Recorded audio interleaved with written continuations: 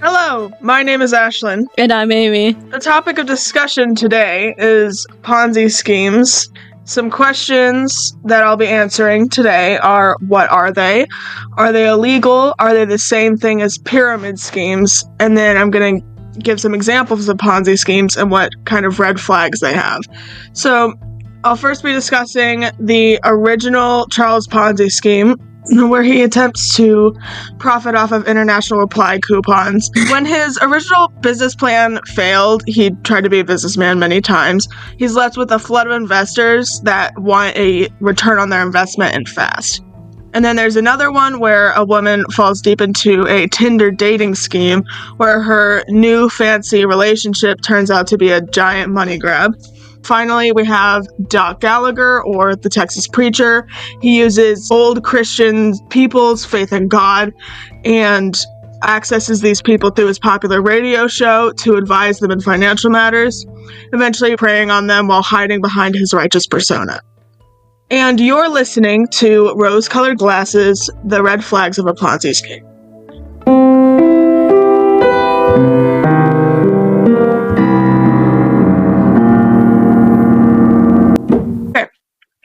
Well, tell me, Ashlyn, what exactly is a Ponzi scheme? Okay, so in a more textbook definition, it's an investment swindle where some early investors are paid off with money that's put up by later ones. But that's hard to understand. It's basically an investment scheme. The schemer who's organizing it gets a set of investors, and it's usually for a fake or failed business, and it uses the money from those first investors, and then when new investors come in later, they then pay that new set of investors with the old money. When I first learned about them, I wondered whether they were illegal. They definitely are. Stop thinking about it. Don't create a Ponzi scheme. You will go to jail. Many of the charges, especially related to this, they're mostly fraud related, like securities fraud, mail fraud, wire fraud. And then money laundering is a big one too. They're all basically like related to disguising schemes. So securities is disguising a scheme to get investor money. Mail fraud is using the mailing system to facilitate the scheme. Wire fraud is using electronic communications to facilitate the scheme. And money laundering is disguising financial assets. And this is usually so they can be used without investigators detecting the illegal means that procured those profits. So Ponzi schemes are extremely illegal. Got it. Very, very illegal. I don't know if pyramid schemes are illegal. They should be if they aren't, because I don't know. They're both and we're getting on to that. They're both like investor-related schemes, but yeah, they're both morally wrong at minimum. They're both morally wrong at the very least.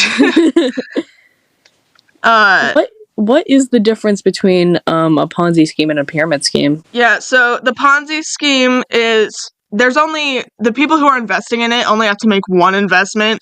Usually it's a pretty big one, like especially when it comes to large company investments, like it's up to $1 million or millions of dollars. But the main thing is that there's only one-time investment. You don't have to keep consistently paying your money to do or to be part of it. And there's also usually only one main facilitator.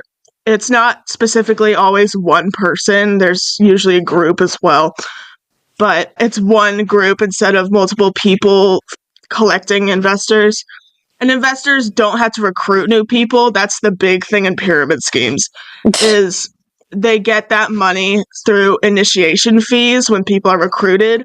And that initial initiation fee is paid by the new investor. And it gives them the opportunity, quotes, to sell and recruit new people. So Ponzi schemes are one person's in charge, pyramid schemes are multiple, and it's a one-time payment versus multiple payments. Yeah. Especially because a lot of pyramid schemes, they're like, you get into it because someone sells you a product and they're like, hey, do you want to sell this product? So you have to keep paying for the product to be able to sell it. Is there any difference in like the legality of the pyramid schemes versus Ponzi schemes that you know about? Or I believe they should be very similar charges, especially because the main similarity is that they are both investor based and they require a constant stream of new investors.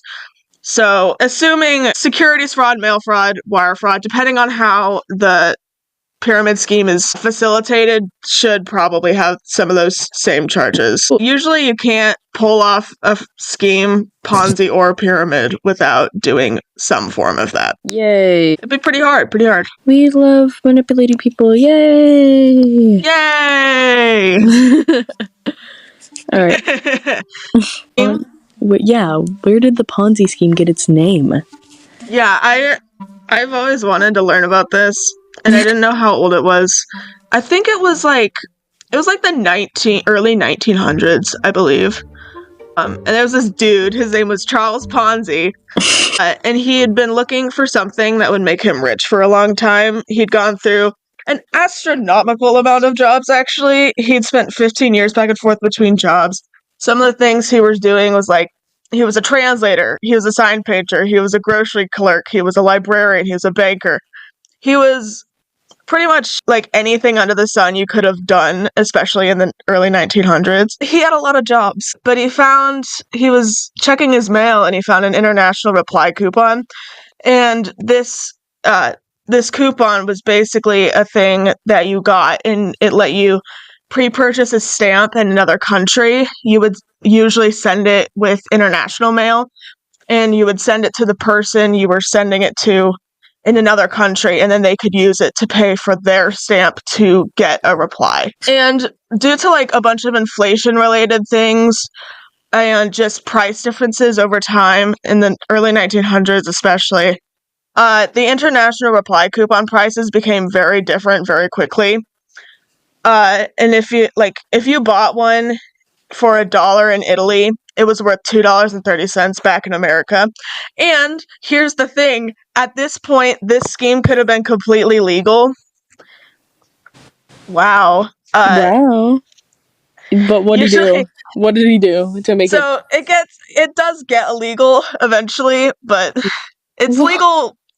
His current idea is legal. He just had to figure out how to sell the coupons, but that's the thing. He couldn't figure out how to sell the coupons. But before working out the details on how to sell them, he solicited investments for the company, and he called it the Securities Exchange Company. I think there's another company that's called the SEC today. I don't think they're the same thing. But at the time, this was called the SEC. And his investors thought it was a great idea. They were like, oh yeah, that makes complete sense. I don't know why that wouldn't work. So they didn't really question the details because it seemed so logical and made so much sense. And then even if people did start to question it and they're like, oh, this might be a little sketchy, he claimed it was a trade secret. And it was like one of those things where, oh, I can't tell you, otherwise you're going to use that for yourself and make your own thing, and I don't want you to do that. So that's fun. And so he just was not disclosing anything. No, did not disclose anything except for like the basic idea. Did not tell him how he was going to do this at all, because he didn't know either. Hey, you can't. He was just faking it till he made it, I guess. Yeah, he was, and it did not work. Well, it did not work. He claimed he could return half of the money they invested within 90 days, which is like, especially in investing and like financial matters, that's a huge, giant claim. The main, and this is one of the warning signs, if you're being promised consistent returns or like a specific amount of money in a specific amount of time, that's a huge red flag. Because business and profit are very unpredictable. The world is not regular. You cannot guarantee a certain amount of money in a certain amount of time. So so within a Ponzi scheme, it would never be like we're probably going to get you this by this time. It'll be, we will get you this by this time, right? For the most part, it was like, we will get you this money in this amount of time. We can guarantee that. Because it was like they did this to get investors and to get people like to pay them money, and saying we will instead of we might was like a huge difference. Yeah. So they kind of just lied. That's kind of what they did. Awesome. We love cute things made off the foundation of lies. Yeah, it's so exciting. My favorite. And then in the early 1900s, it was also like this was a perfect time and just the way the world was at the time was perfect for his scheme. There were a lot of news stories around the time, and they were like, oh, this person made a giant amount of money and with like no effort. And it like subconsciously started to get into people's heads because if they saw an opportunity where they were like, oh, I could make a huge amount of money, they would invest in it or they would take that opportunity because they thought it was their get rich quick opportunity. And we've heard about the get rich quick schemes. They don't ever turn out good, so Yeah, no. it was great. Yay. And as we've discussed, he never figured out how to actually sell his coupons. It was great. So he just took the money and ran? He didn't even know. See, that would have been better if he had just taken the money and ran. That's not, no, I fear. Oh. He wasn't able to make any profit from the investment money because he never figured out how to actually pay for the coupons and then sell them. So, and then people started to ask for their money back. He could have just run, but he was like, oh, here's the money from the investors.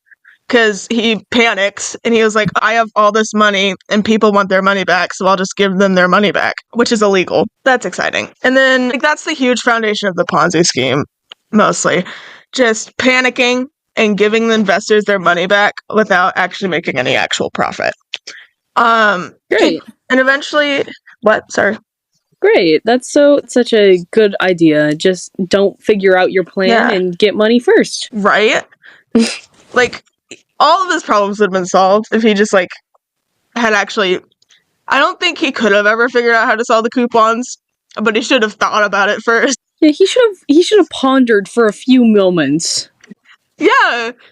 Ponzi should have pondered just a little more. Ponzi should have pondered. I don't know if you knew what you were doing. I kind of think you did. I didn't. I'm just cool like that. You didn't? No! No, that was perfect. Thank you. I'm always perfect. Right?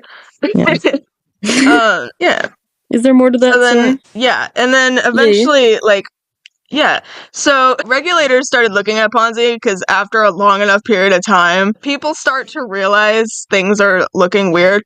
But instead of thinking he was running a Ponzi scheme, they thought he was a loan shark who was loaning people money and then charging too much interest. Oh, and then it's interesting how that works. But then when the regulator came, Ponzi told him that actually he was the one who had to make the big returns because he had to pay back the investors. And the regulator didn't even, he was like, chill, okay, and then left and went on with his day. He didn't question if there was anything else going on. He was just like, oh, you're not doing the thing we thought you were, so you're okay. Cool. I mean, fair enough. He wasn't doing the exact thing that they thought he was. Yeah. Why investigate? Why investigate? And it got worse because 2/3 of the police are actually investigating him, but a lot of the police are also his investors, so they didn't do anything. It was kind of like they were benefiting from it, so why would they do anything, right? Were they benefiting if they were just getting government. benefiting if they were just getting their money back? Yeah, they didn't know that though, so they wouldn't know. They didn't know they were getting their own money back. They were like, "Oh, this business is super profitable. I'm getting a lot of money from it. Why would I do anything?" Fair enough. And then, the main thing was the postal office was investigating him because they didn't know how he was actually making money off of the stamps. Because they're the ones who facilitate the stamps. They were like, how is this guy making money off of a thing that we're doing? And Ponzi hadn't figured it out either, so they were doing great. It didn't, it wasn't even happening. There was nothing wrong in their system, but they thought they thought there was. Yeah. Nothing wrong. Yeah. They thought there was something wrong, but no. There's obviously nothing wrong. Obviously, except that he's paying all these people back with their own money. But that's not the point. Over time, this guy got $6 million from these people, and there are 20,000 of them that were investing. It was a lot of people and a lot of money. Oh my. And think this is early 1900s. 6 million is a lot more. Ooh, a lot more. A lot more. Just a wee bit more. Just a wee bit. Yeah. I don't know how much that is in today's money. Probably should have looked that up, but it's got to be at least double, if not more. Probably around triple at that point. Yeah, right.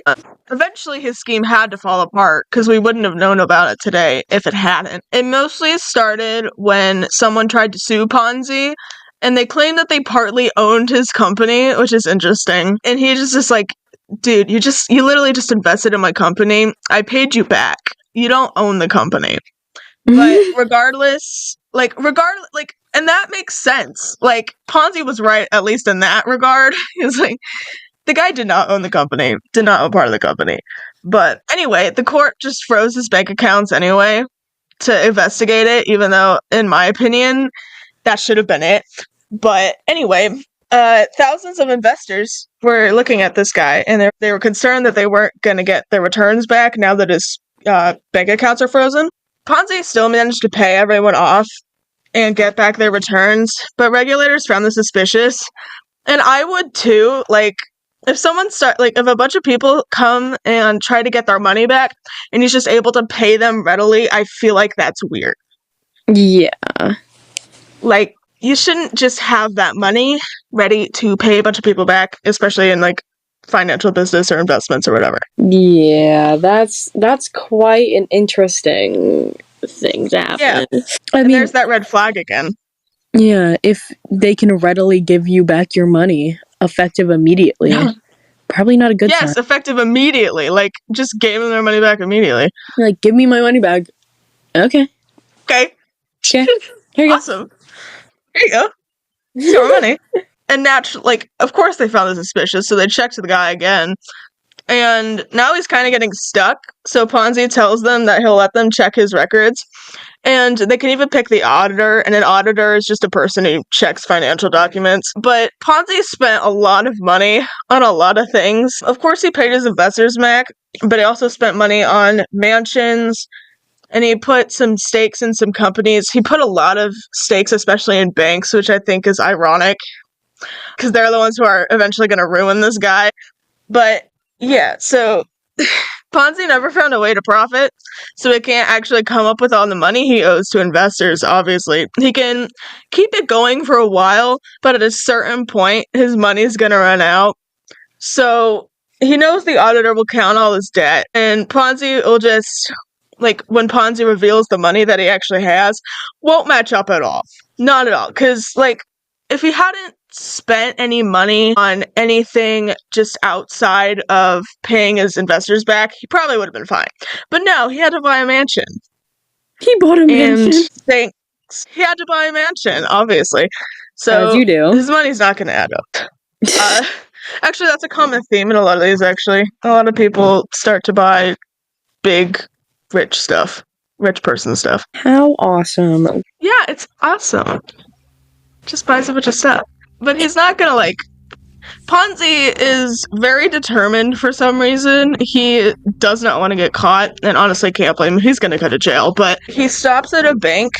Like, he's going to the auditor's office before so that he can count up his debts, but instead of just letting himself get caught, he goes to a bank that he actually purchased and just borrows a few $1 million. Just borrows it from the vault. As one does. Yeah, he's like, oh, I'll just return it back. I'll show it to the auditor that I can pay my debt, and then I'll return it afterward. It didn't work. This guy is a really bad planner. Jesus Christ. He is a really bad planner. Did not think this through. And it's mostly because, like, the regulators they already had a feeling that it was not going to add up. And so they watched him, like, they watched what he was doing, and they asked the bank where Ponzi's personal bank account is. The bank comes back and is like, dude, this guy does not have, like, any money. He's not okay. And then he gets to the auditor, and it's very clear that he could not have withdrawn all the money he had from his own bank account. Because they talked to the bank, and they're like, I don't know, it's kind of... This guy's not very smart. Like, he thinks he's smart. I don't think he is. Yeah, no. He's trying to... He'll never figure it out. He's trying to get rich quick, and he is kind of failing. Yeah. He's the one running the get rich quick scheme and doesn't stop to realize he also technically is part of his own get rich quick scheme. Exactly. It's a cycle. Yeah. Yeah. Yeah. But eventually, like, when the auditor's done, he counts up the debt, and Ponzi had a total debt of $7 million. Damn. $7 million. Ponzi had 4 million, and I believe that 4 million is the count after he took money from the bank Oh my that he god. owned. I'm not entirely sure on that, but I do believe that is the amount after he withdraws all the money from from the bank that he owns. He underestimated quite a bit. Quite a bit. So, with that, he finally got arrested because it was very clear he was not running a business good Who at could all. have guessed? Who could have guessed, right? And then he spent most of the 1920s in prison. Yay! As he should. Yay! Don't know what happened to him after that, Do you but know he did go to prison. how long was his sentence? I actually don't. Hold on, let me Google that. Ponzi can't spell. Charles Ponzi sentencing. Arrested 1920, 86 counts of mail fraud. Dang. And spent 14 years in prison for 86 counts. 86 counts and only 14 years is crazy. Right? That's wild. Oh my god. That's pretty lenient, and then a lot of the other ones are not as lenient, so it'll be perfect. So what were the red flags in that scenario? Just a quick rundown. Oh yeah. So why did it work is the main question. Yeah. The main thing is it created, the time that it was created a huge fear of missing out. This was a main integral factor of this was that it was just the perfect time in general. And I don't know how well the techniques would have worked today, but I don't think it would have been as effective as it was at the time, because all the people were seeing all these get rich quick stories, and they wanted their opportunity. But the main techniques that do still correlate to today, it seemed too good to be true. If it seems too good to be true, it probably is. If they're not giving you all the details and they're not telling you if there's no risk factor in it at all, that's a warning sign. If you're being promised regular returns, probably a scam. And there's a reason you can't get enough details from the group or person you're investing into. There's a reason there's some missing pieces. So just if there's no apparent risk factor, it's probably a scam is the main thing. So too good to be true. Don't trust it ever. Don't trust. Do not trust this guy. Okay. This guy is not a good person. Whoa, what could have told you that? He was just a really, really bad planner. And also he was really anxious. Right? Mm-hmm. Oh yeah. Okay. For sure. So right. you mentioned a girl getting scammed on falling for a Ponzi scheme on Tinder or something? I think this was my favorite one. It's less financially orientated, but I think this was funny. And I feel bad, but it's interesting.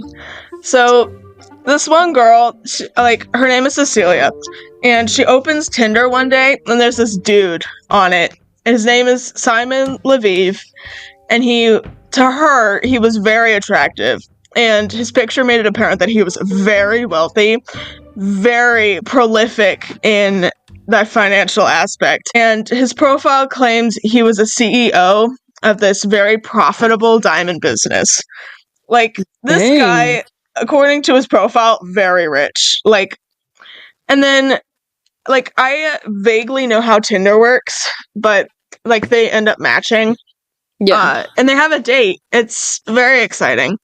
And Cecilia thinks they have a great connection, so she meets his team. I'm going to put that in quotes, team. And one man claimed to be his business partner. There was a woman who seemed like she might have been a secretary, and a large man who claimed to be his bodyguard. These people won't come up for a while, but when they do come up again, they will be very important. So remember these people. Okay. I will. I'm Yeah. writing them down in my brain. Awesome. Do that. And then they kind of have another, it's not even like a date. It's basically a trip, but it's labeled like as a date. Simon invites Cecilia to travel internationally. They go to Bulgaria, and then she flies Ooh. home the next day. Simon doesn't follow her. He kind of just goes elsewhere, which isn't sketchy at all. No. Not sketchy at all. And then they meet up a week later. They meet up in London. But before that, like, it was like a week. They were gone a week, but they texted each other all the time. And there was the most cringe responses, like, cringe texts ever. Like, it's not even, it's like really bad romance book, kind of bad. Ooh. Like, you're the only one for me. If you left me, I would die. Like, it's bad. It's bad. Romeo by Romeo. Yes, Like, yes. just- Like, it's bad. Oh my Like, god. dude. And here's the ringer. It seemed too good to be true. Whoa. What? There's the warning sign. No way. It's coming back. Wow. And like for a moment, Cecilia was like, maybe this guy has other lovers, but she kind of just brushed it off because Simon always seemed available to her, and it felt like she was his main priority. And then it came up, like her 30th birthday was coming up, and she had this. They were gonna talk. They were gonna spend her birthday together, but then Simon told her he wouldn't be able to make it due to work problems. Instead of like, and of course she was sad, but instead of just like apologizing, oh, he sent her 100 red roses, 100 chocolates. Personally, Dang. I think he could have done better. Yeah, he should have done Like, 200 red roses and 200 chocolates. Right? At least. Like, I don't Come think on. that's enough. Exactly. Celia needs to like know her worth, because she deserves Yeah, more than right? 100 She is roses worth- and 100 chocolates. She is worth 1,000. At least. Minimum. Yes. But even despite this, she's like, no one has ever treated me this good. And I feel bad for her. Oh my golly. Simon was addressing Cecilia as like his future wife, and this was like a month in their relationship. Dude. They are moving fast. Like, holy poop. wow. It's jeez. And then Cecilia travels home to Norway. She has like a work conference or whatever. And then Simon visits her for a few hours.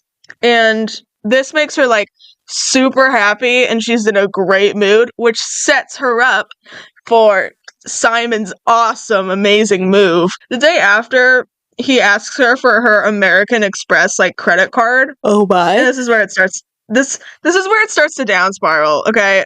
Like, it was kind of bad before. It gets 1,000 times worse. So he claims like he needs her credit card because his diamond business is risky, and that his security is concerned that his competition is like tracking his spending to harm his business and like possibly like harm him or hurt him, which feels like some movie like stuff. Like, yeah, he saw that in a movie and was like, oh, that'll work. that's a genius idea. Let me take that.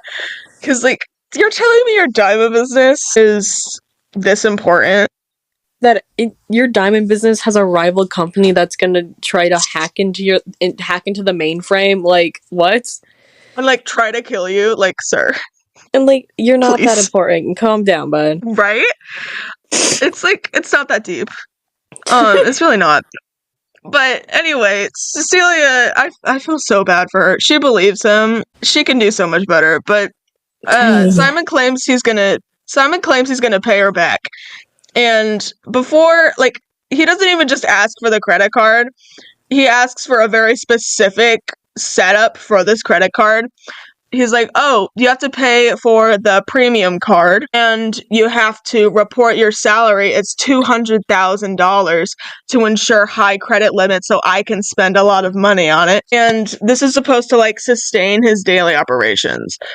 And Cecilia's concerned because she's like, oh, American Express won't approve that card. What are you talking about? My salary is not anywhere near $200,000. But Simon is like, oh, American Express won't check.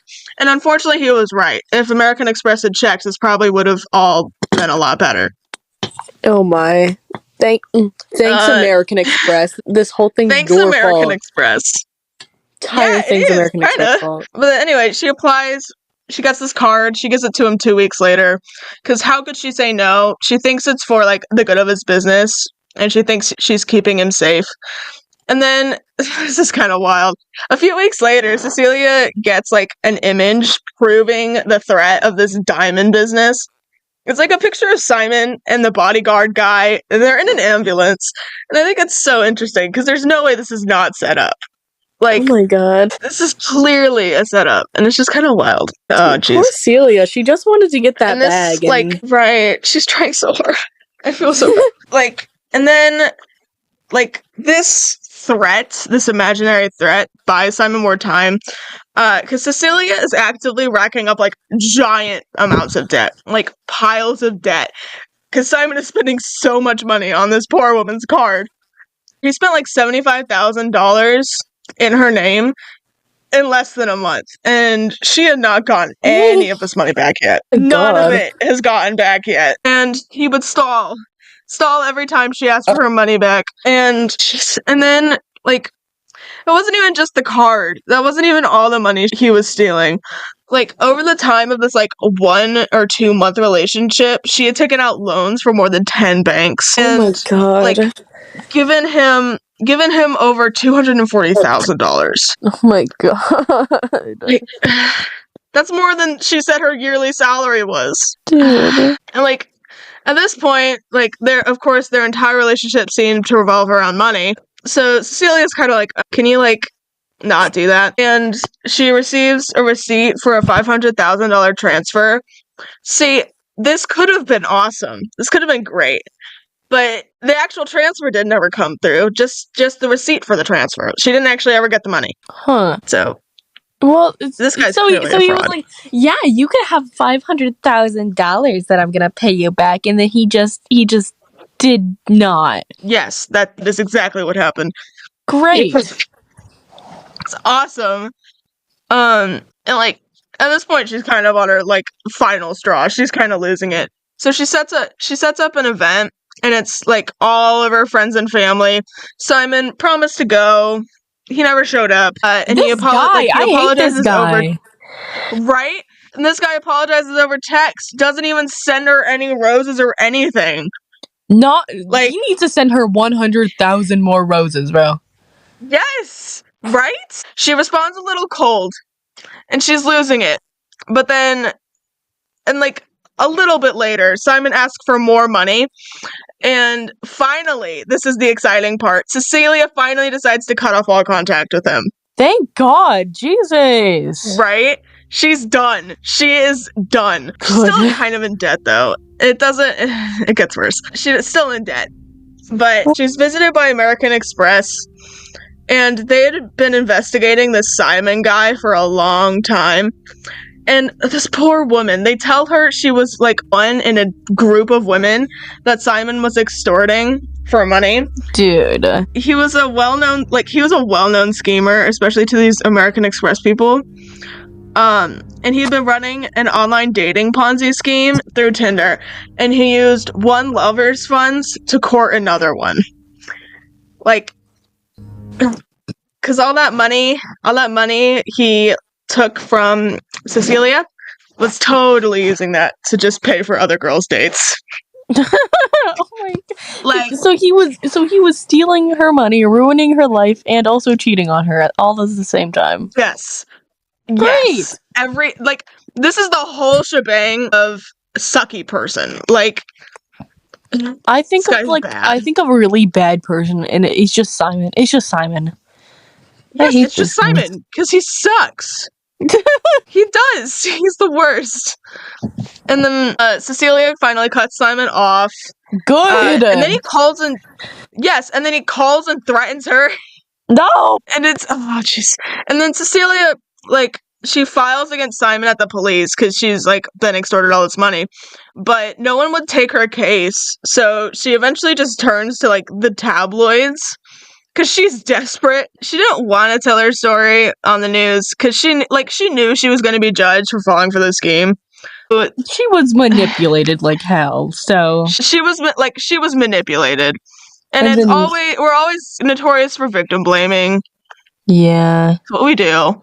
I don't blame her for not wanting to show up, but she probably did. Yeah, she does it anyway, and I'm proud of her because she Good for her. she wants this guy to be known as a fraud, to protect other people from not being manipulated by this guy. And she gives the tabloids like full access to their private messages, and they it takes them 6 months to do all this research and like go through all these messages. Like that is they must have sent a lot of messages. Like a lot. Like a lot. And then they eventually realize, so Simon's name is not actually technically named Simon. His name is actually Shimon Yehuda Hayut, but then he got it legally changed eventually. So it technically is his name, but it's also not his original name. Fair enough. Yeah, so, and then when he was, some backstory. When he was 20, he forged a check, and this was against a couple that he was babysitting for. He forged it, he took the money, and then he abandoned the child. He did all this forging while he was babysitting the kid, and then he just left, and the parents came back, and they had, lost money, and their child was just there, so... this guy, he didn't have a villain origin story. He just sucks. Oh, he just sucks. He does nothing, or at least that we know of, nothing that, made him like this. He just sucks. He's just like that. Ugh. Yes, he's just like that. And then, of course he got arrested for this because he forged a check. And the trial was set to take place in, 2012. But before that could happen, he bought a fake passport and just left Israel to avoid the trial. And no one caught him from this. No. Oh. No one found him. Well? No. No one found him. Well, they should have looked a little bit harder. Me personally. They should have looked a little bit harder. But in their defense, he did change his name after this, so there's no one who could really find him. Anyway, so... Do you remember that group of people from the beginning? This is where it comes back. Yeah. Oh my god. So I remember them. So these people, he was paying them, and they were just kind of there to make the scheme look real.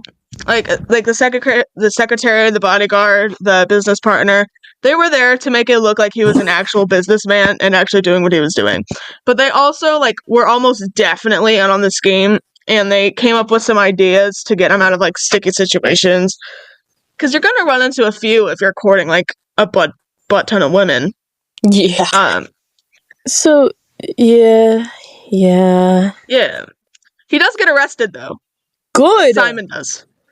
Good. Simon gets arrested, and he tries again to leave Israel using a fake passport, and he got caught. I don't really know what happened after that. I do know he was arrested though. Good. Simon. Do you know what happened to I cannot spell.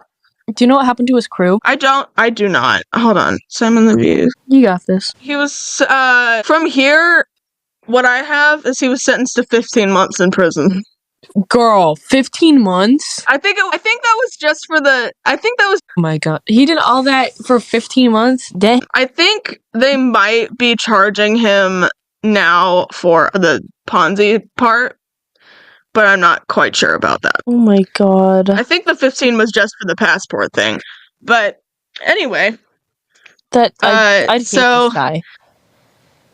Yeah, he sucks. I don't like him at all. So why did it work? Here's the main thing.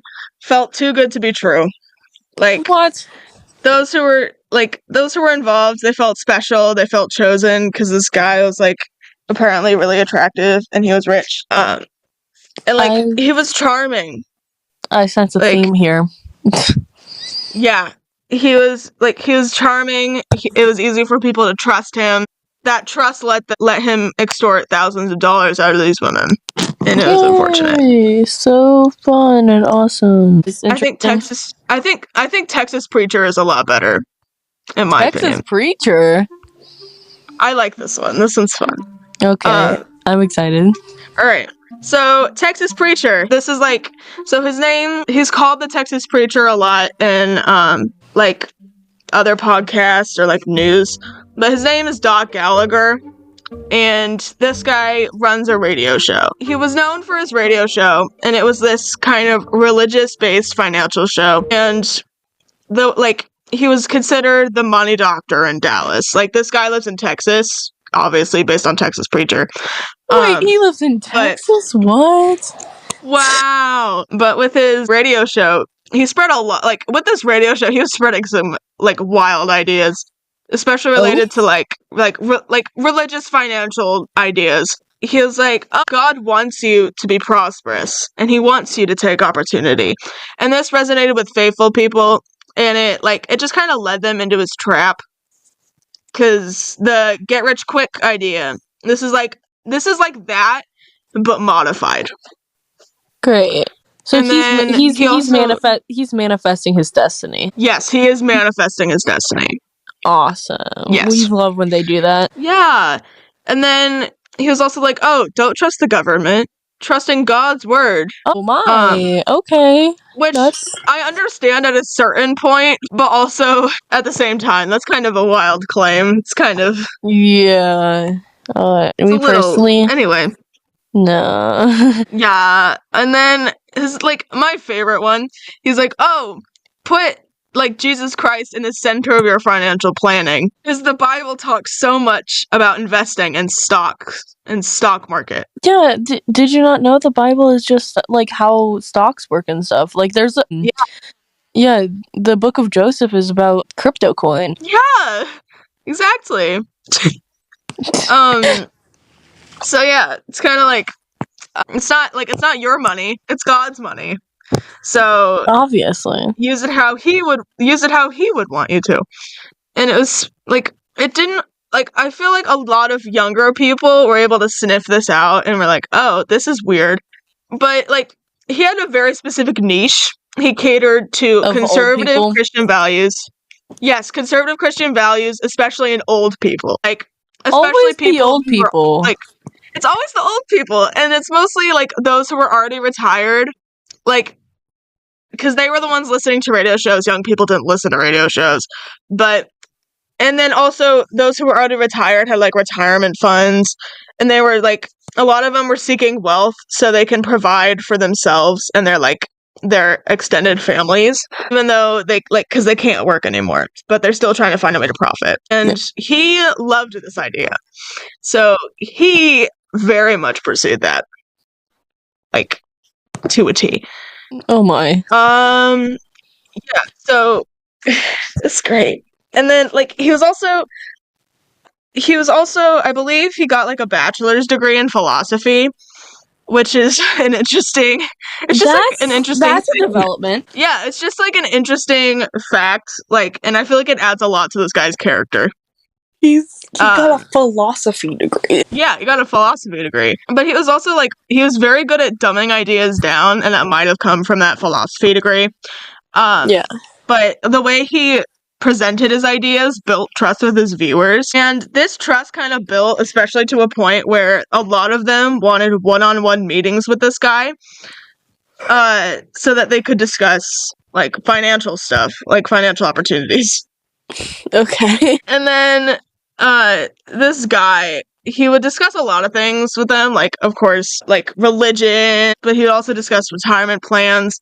And he loved to preach his risk-free income opportunity. Risk-free. There's your keyword. And then he would, like, promise assets in, like, multiple categories of investment. Like, and the way he explained it, especially, just made it seem like the perfect, solid opportunity. And it made him seem trustworthy, even though this guy is clearly not. And then, like, to keep his scheme running, so this guy did a lot of different things to most Ponzi schemers, because he was actually kind of smart about it. He was not Charles Ponzi in any way. This guy was kind of smart. And he would promise, like, more modest returns of, like, 5 to 8% a year, which is very different than other schemers, which might promise that number for a month, which Like, it's like this guy was smart, and I kind of hate it. And then, like, behind the scenes, he'd been running this, like, classic Ponzi scheme. He'd been running this thing for, like, 10 years. Like, it's a long time. A long time. And these one-on meetings, like, because he had been having these for such a long time, he used these to gain investors. Like, that was the main goal of this. And he took the money from their retirement funds into his own account. He stole like $19 to $2 million total from all these retired Christians, and like Yeah, that's a lot of money. a lot of money to steal from old people. And it Yeah, was like specifically old people. specifically old people. And it like, but he was like, it's annoying because he was smart about it. Because he only offered modest returns, so he wasn't draining his account drastically. Like, most Ponzi schemers, they run into this big wall where they realize, oh, I have to return a lot of money in a very short period of time. But he had plenty of time to return this money because it was 5 to 8% like a year. But he also was smart because he wasn't buying mansions. What? These guys just love buying mansions. They do. They love buying mansions, especially because they get millions of dollars. Yeah. But and especially because he wasn't buying like mansions or yachts, it didn't seem like he was making as much money as he was. So like regulators weren't seeking him out. He didn't seem like a threat. But in total, he stole money from like 190 senior citizens, which if you look at the original like amount of money, that's like, it says he stole like $19 to $32 million from like 190 people. Oh my golly. He just loves stealing things from people. It's his favorite activity. Yeah, it gets worse. Like, and then like his demographic is also very clear because like the youngest person he might have pulled from was like 62 years old, and the oldest person he stole from was like 91. So he had a very, very clear demographic. He had his demographic. He had his niche. He had his niche. He knew what he was doing. But like he didn't use any of the money except for he didn't invest in the things he said he would, basically. Like, he didn't use any of the money for that. He spent his money primarily on, of course, paying back his investors, and he would also buy, like, ads for his radio show, which gave him more investors, and then he would pay his son and his mistress quite a bit of the money. Great. He had a son and a mistress. Yeah, the mistress comes back a little later, actually. And he was running a Ponzi scheme. Wow, what a great guy. Oh, it gets worse. You're gonna be so excited. I'm so excited.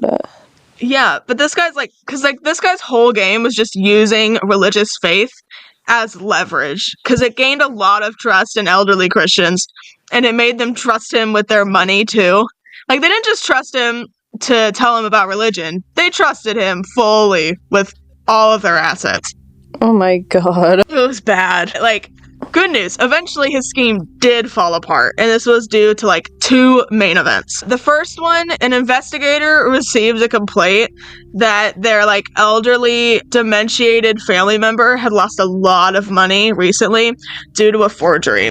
And if you can't tell, the guy who was extorting them was Doc Gallagher. And he did this because he had power of attorney over their account. And power of attorney is basically the authority to act for another person, like all legal or financial matters. So this guy had a lot of power over this person. And it was kind of funny. It was kind of ironic because in his own show, in his own radio show, he's like, oh, power of attorney is harmful because other people are going to take advantage of it. Girl. He's a hypocrite. Oh my... this guy! This guy. Like, oh man. And then the second one, like this one's even worse.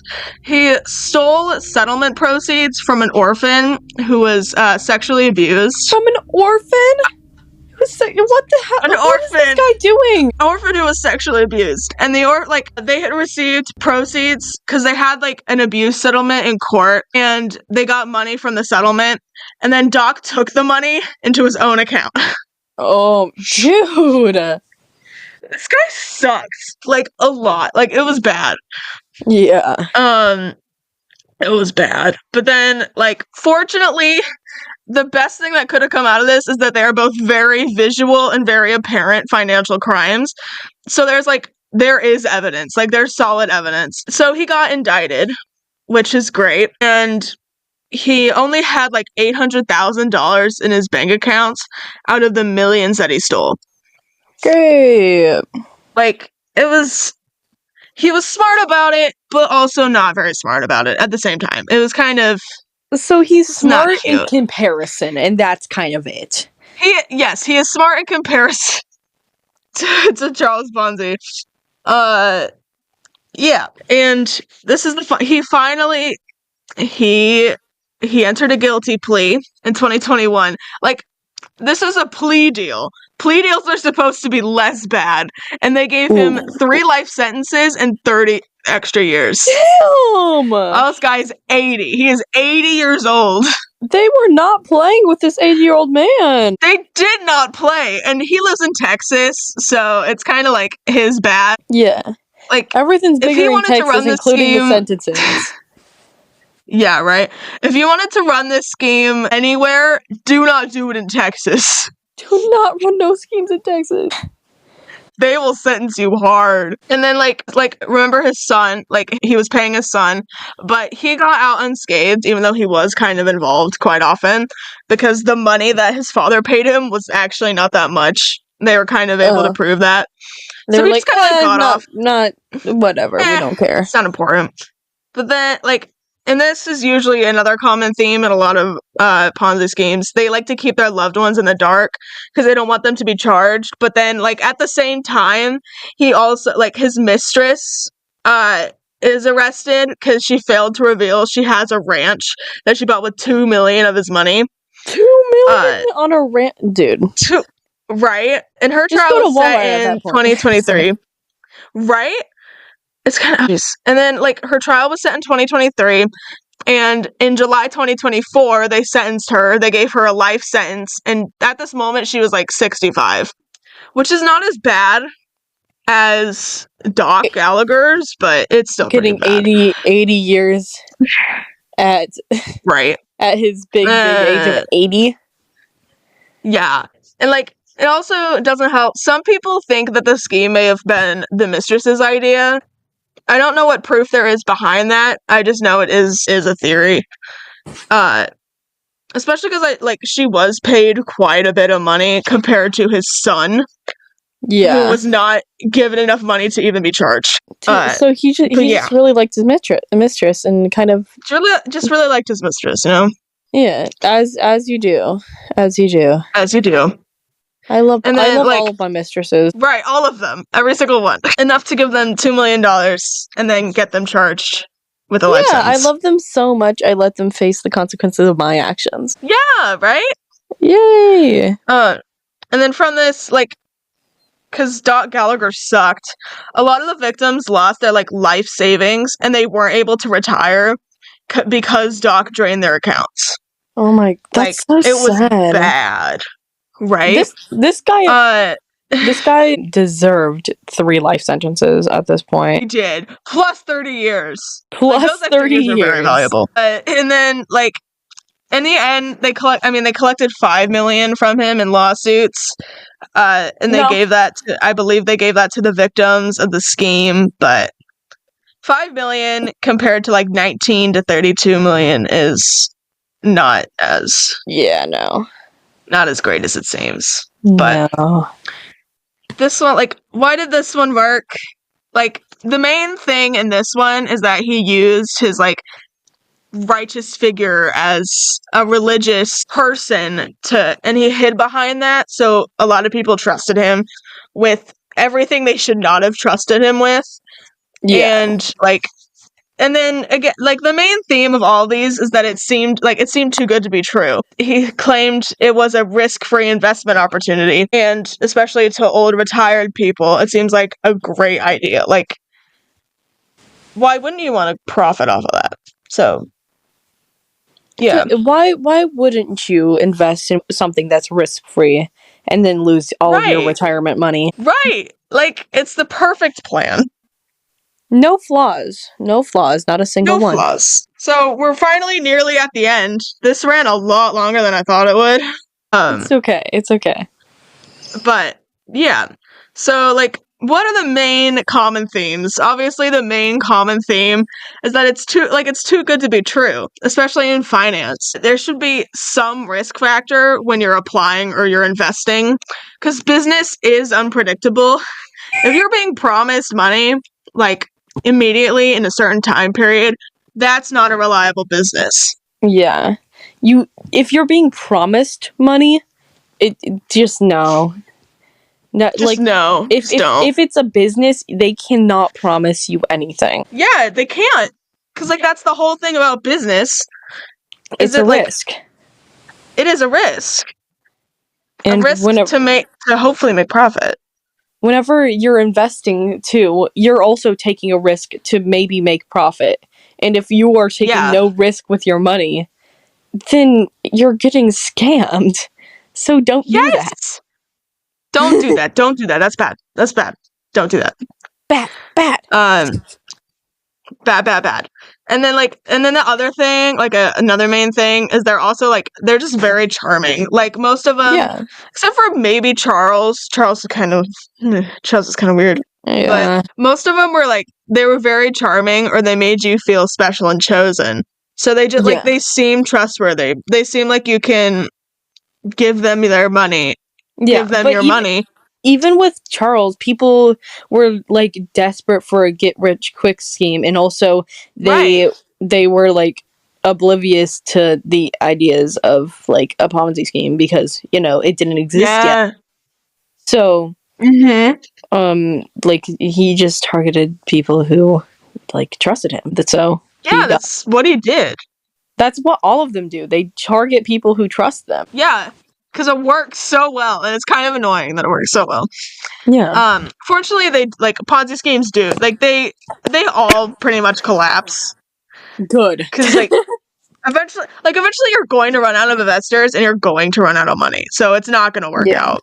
Yeah, no. Like, you can keep it going for a while, but at a certain point, it's gonna crash. You can't keep stalling forever. Yeah. So, anyway, all in all, the main theme, try not to put on those rose-colored glasses. Take them off. You look better without them. Yeah, take them off. Take them off. Take it off right now.